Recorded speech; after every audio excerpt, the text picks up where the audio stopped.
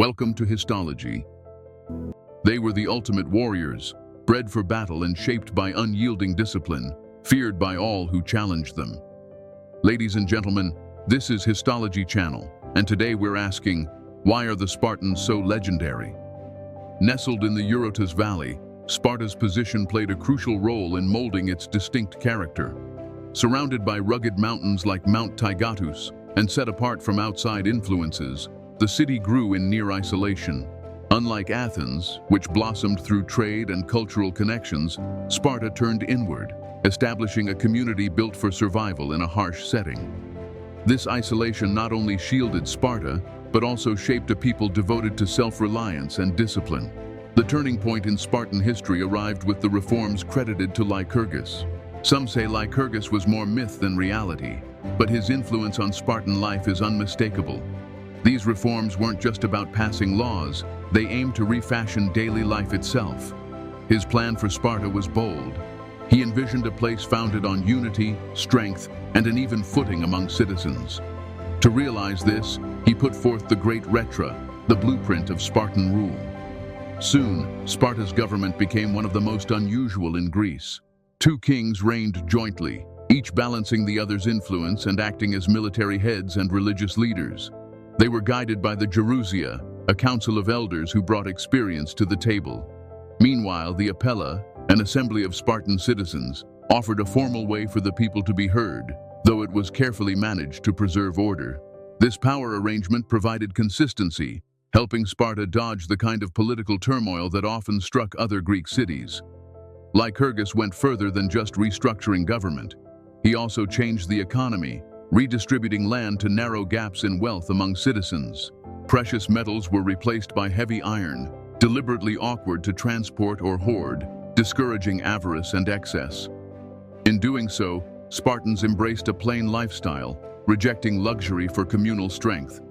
Even mealtime was communal, reinforcing equality and mutual support. These measures forged a culture like no other in Greece, one whose entire focus was unity, resilience, and serving the common cause. Sparta became a place where each citizen, be it king or common soldier, contributed to safeguarding the city. This bedrock not only made Sparta stand out, but also fueled its emergence as one of the ancient world's most remarkable powers.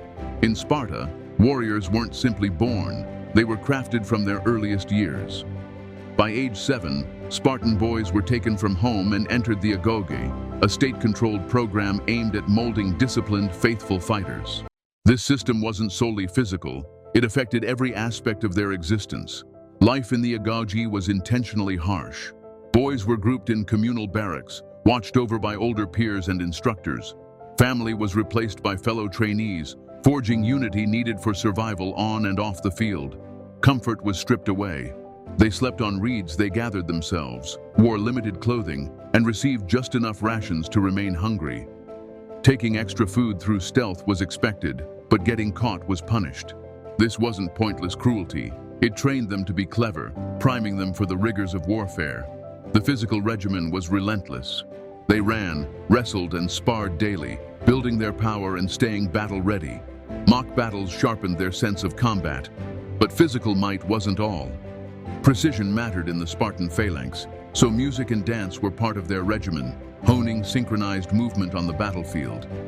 Equally prized was clarity of thought and speech. Through oratory lessons, boys learned to express themselves with brevity and force, ensuring their commands were heeded and their presence felt. Their words, like their weapons, needed to land with impact. By 12, their training intensified. Now called paidiskoi, they faced harsher trials, such as surviving cold winters with only a thin cloak.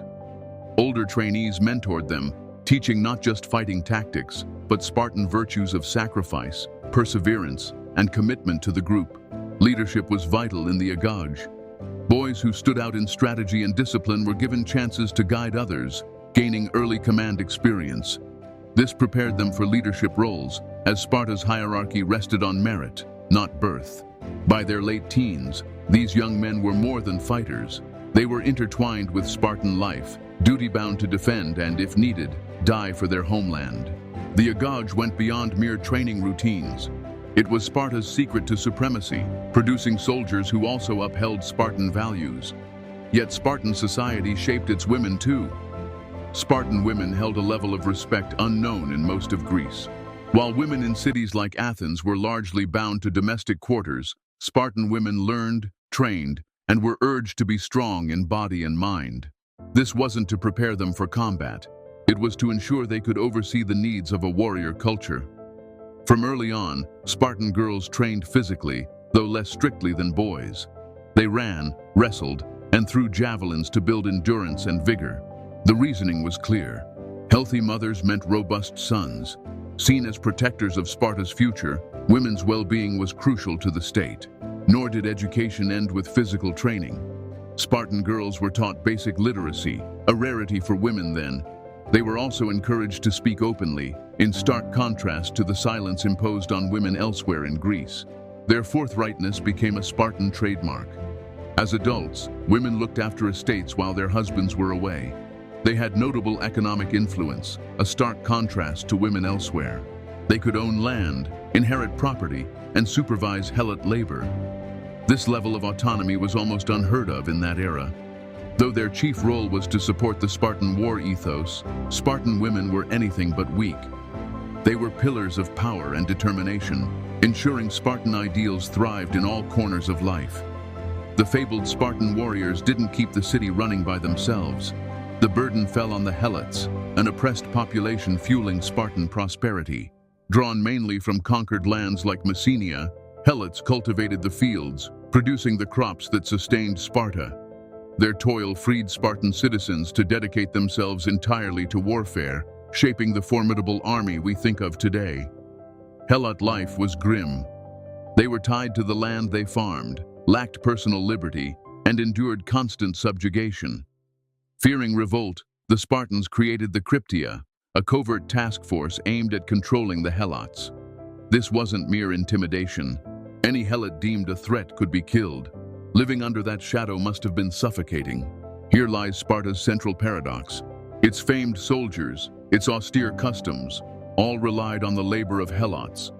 The independence and might that Spartans praised were bought by denying the same to the helots. This perpetual dread of revolt touched every facet of Spartan life, from policy choices to the city's ceaseless readiness for conflict. The helot story is often overlooked, yet it's vital to grasping Sparta.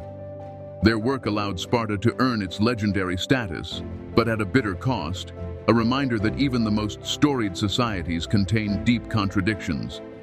While helots carried the load that sustained Sparta, the Spartans organized a governmental framework to preserve internal harmony. They didn't just govern, they strove to remain unified, focusing on what mattered most, forging a community of warriors. At the top stood two Spartan kings, a rarity in the ancient world. Their duties were split. One led armies in wartime, acting as chief strategist, while the other tended to domestic matters, overseeing rights and civic order. This arrangement helped Sparta remain stable, even during extended campaigns. With authority divided, a single monarch could never seize too much control. The kings were aided by the Gerousia, 28 elders over the age of 60, plus the kings themselves. Selected for their proven judgment, these elders shaped new laws, weighed major decisions, and served as the Supreme Court. Holding these positions for life guaranteed continuity and anchored Sparta to tradition when tough decisions arose. The Apella, or Citizens' Assembly, included all Spartan men over 30. This group voted on proposals from the Gerousia, allowing the populace a measure of input. Unlike Athens, where debates were robust, the Apella's process was concise. Votes were cast simply for or against. Though limited, it let Spartans feel invested in communal choices. Counterbalancing everything were the ephors, 5 officials chosen each year. They held substantial clout, monitoring the kings and ensuring the laws were enforced. Ephors could call the Gerousia to meet, conduct judicial trials, and hold kings answerable if they exceeded their bounds. They were the glue that kept power from leaning too far in any direction. Thanks to this balanced setup, Sparta remained solid. The kings, elders, assembly, and ephors each played a role, knitting together a firm and obedient society. Where other Greek cities like Athens faced internal turmoil, Sparta's system kept everyone on the same track. channeling all efforts into military might. In warfare, Spartans were unrivaled, superior in training, discipline, and strategy. At the core of their power was the phalanx, a battle alignment that turned hoplites into a resolute wall. This technique wasn't about raw power alone. It needed coordinated discipline and steadfast unity. The phalanx was a tightly assembled row of heavily armed infantrymen, the hoplites. Named after their round shield, the hoplon, these soldiers defined Greek ground forces. Each Spartan hoplite wielded an aspis, a variation of the hoplon, protecting himself and the man beside him. The overlapping shields formed an unbroken barrier, making each fighter a crucial link in a living fortress. Armed with a long spear, the doru, and a short sword for close quarters, they advanced together, shields locked, spears thrust forward in lethal harmony. The phalanx thrived on collective cohesion. A single soldier faltering could break the entire line. That's where Spartan rigor came in. Years of strict agog training molded warriors who fought as one. The phalanx was best used on level ground, where the formation stayed tight. On such fields, Spartans moved like a single mass, driving back foes by sheer coordinated force. But this rigidity had drawbacks. Rough terrain could upset the arrangement, and attacks from the sides could exploit its lack of flexibility. Still, few enemies mustered the unity or skill to take advantage, especially facing Spartans. Perhaps the most striking aspect of the phalanx was how it embodied Spartan values. The locked shields symbolized togetherness and reliance on one another. Their steady advance was a testament to communal resolve. Each hoplite understood his part, and even in death, their sacrifice kept the phalanx intact. Off the battlefield, the phalanx stood as a representation of Spartan order, proof of their expertise in war. Many Greek states used a phalanx, but none wielded it as masterfully as Sparta. No power can dominate without proper tools, and Spartans excelled at creating gear both sturdy and effective. Everything they carried was designed for battlefield efficiency, ensuring they were always prepared. Central to a Spartan hoplite's arsenal was the dory, a spear around 2 to 3 meters, 6.5 and 9.8 feet long. Made from stout ash wood, it had a metal tip, iron or bronze, to pierce armor. Its rear spike, the sauritor, or lizard killer, acted as a counterweight and secondary weapon. This design guaranteed that even if the main tip broke, the dory remained a deadly option. When forced into melee range, Spartans switched to the xiphos, a compact double-edged sword of about 30-45 cm, 12-18 inches. Small and direct, it was built for lethal efficiency inside the tight constraints of a phalanx fight. This was no ceremonial blade. It was meant to kill quickly when the spear was no longer practical. The aspis, or hoplon, was the hallmark of the hoplite. Roughly 1 meter, 3.3 feet wide and up to 9 kilo, 20 pounds, heavy, it was wooden but faced with bronze, offering sturdy protection for its bearer and the comrade on his left. Its curvature and bulk were vital to keeping the phalanx in formation, transforming a group of men into an impassable barrier. It wasn't just a tool, but a powerful symbol of mutual defense in Spartan society. For armor, many Spartans wore bronze, though some chose linothorax, layers of stiffened linen, for flexibility and decent coverage. Bronze greaves protected their shins, and their helmets, often Corinthian style, encased their heads and faces. With tall horsehair crests, these helmets added to Sparta's menacing aura. Each piece of gear served a reason.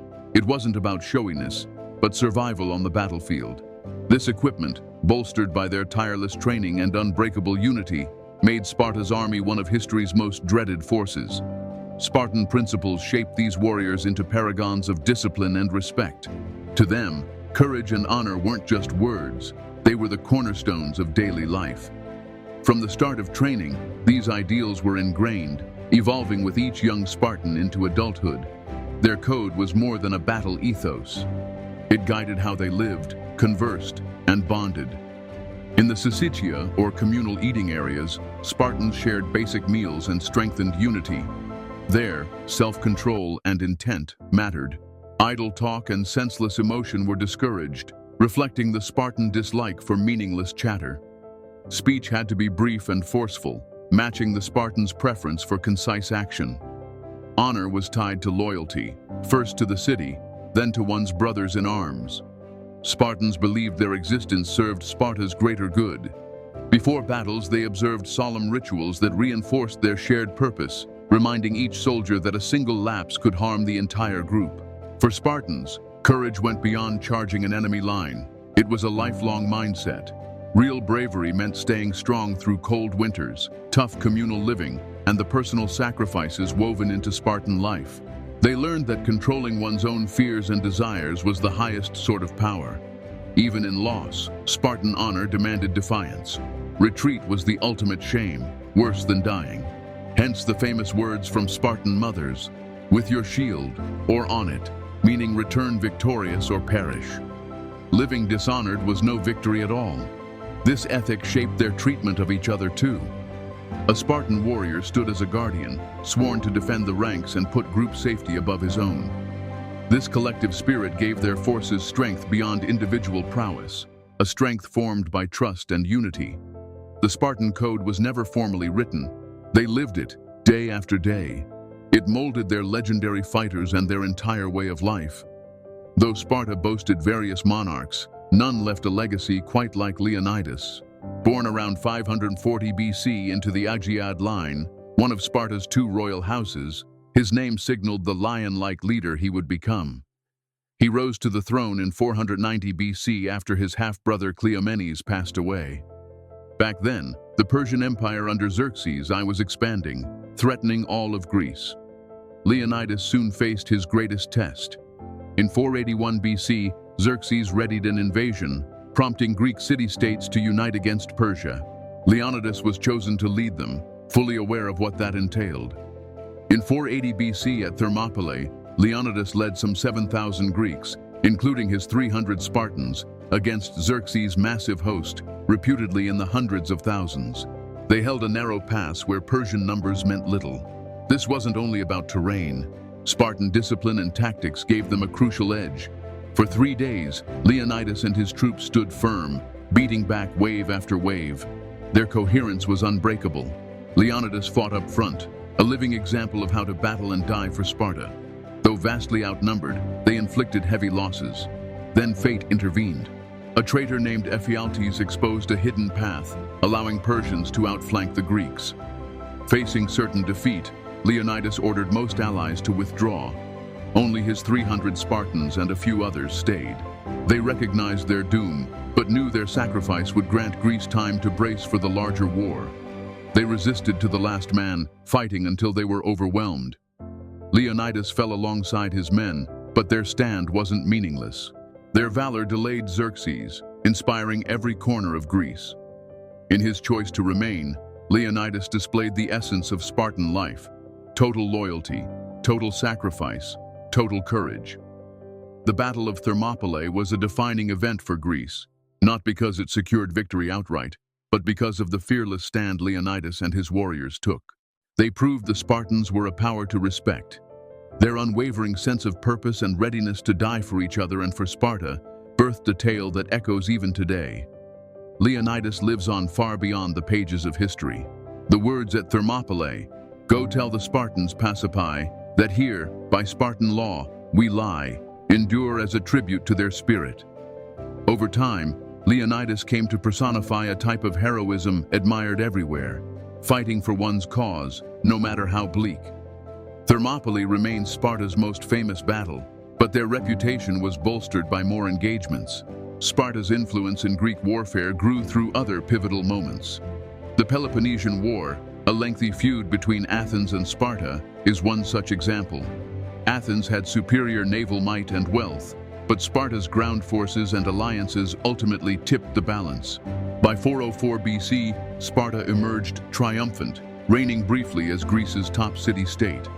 Whether defending themselves or seizing opportunities, Spartan fighters repeatedly showed why enemies feared them. Their battles were never just about a single win. It was about their method, their solidarity, their relentless drive. As Spartan politics waned, their military legend still loomed large. But no greatness lasts forever, and Sparta's decline was inevitable. Though renowned for their power and martial focus, the city began to rot from within. A crucial factor was their falling population. As the number of Spartiate citizens dropped, their once mighty army weakened. The Spartan way relied on a small circle of full citizens to keep its warrior tradition going. Its rigid system allowed scant room for growth or change, so when their ranks thinned, they couldn't keep up the same standard on the battlefield. Other states adapted, broadening their armies with fresh soldiers. Meanwhile, Sparta clung to outdated methods. Their reliance on militarism and communalism had once worked, but as places like Athens advanced in trade, wealth, and sea power, Sparta stayed locked in the past. Their formidable land force struggled against evolving tactics, and new war innovations exploited Spartan inflexibility. The Helot system, the pillar of Sparta's economy, also turned into a liability. Helots vastly outnumbered Spartans, and their simmering anger posed a constant threat. With fewer Spartans around, the risk of uprising grew. Managing that threat drained resources, forcing the Spartans to station troops at home rather than focus on external foes. The tipping point came in 371 BC, at Leuctra. Led by Epaminondas, the Thebans introduced a fresh tactic that toppled Spartan supremacy. Rather than a head-on clash, Epaminondas arranged his men diagonally, concentrating force on one segment of the Spartan line. This targeted a key vulnerability in the Spartan phalanx. Typically, Spartans counted on their airtight formation, each man's shield overlapping the next. But the Theban diagonal thrust all their power at a single spot, carving through the Spartan ranks. That blow disrupted the phalanx, revealing how a well-timed innovation could dismantle Spartan cohesion. Accustomed to dominating, Sparta was caught off guard. They were used to symmetric battles, but the Thebans poured intense force on one flank, overwhelming it. The Spartans' disciplined ranks fell apart under this pressure. That breach was decisive. Despite Spartan training, they couldn't counter the Theban approach quickly enough.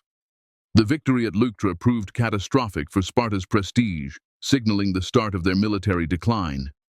After that, Sparta never reclaimed its peak. They kept existing, but lost their leading role in Greek affairs. This collapse laid bare the shortcomings in their ancient system, and their inability to pivot left them overshadowed by more adaptable powers. So, why do Spartans remain legendary? When it comes down to it, they're revered for their refusal to surrender, no matter the circumstances. They embraced a code that, even through their downfall, continued to fuel those around them. Their devotion, discipline, and resolve turned them into an enduring symbol of bravery and unity. Even now, that legacy still inspires.